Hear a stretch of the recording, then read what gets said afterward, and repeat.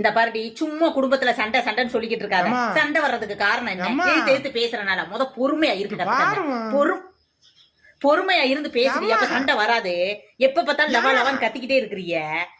சொல்ல என்னடா கூட கூட அம்மா அம்மான்னு கத்திக்கிட்டே இருக்கு.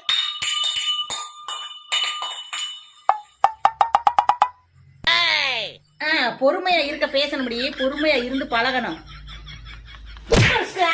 ஒரு கிளாஸ் ஒழுங்கா பிடிக்க முடியுதா?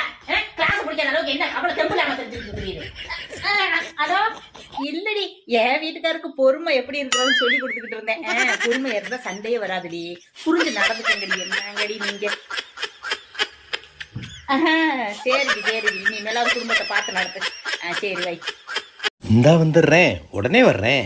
ஏங்க எங்க கிளம்புறீங்க? பக்கத்து வீட்டுக்காரங்க ஒரு சின்ன வேலை சொல்லியிருக்காங்க, போயிட்டு வந்துடுறேன்.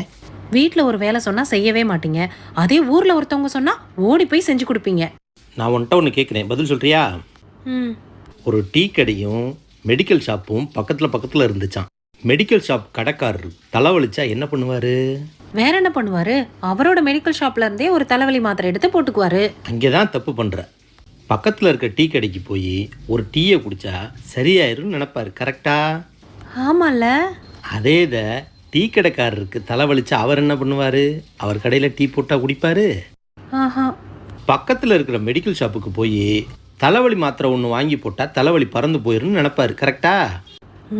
புரியுதா? நீ யோசிச்சுக்கிட்டே இரு, நான் போயிட்டு வந்தேன். ஓடி ஓடி உழைக்கணும், ஊருக்கெல்லாம்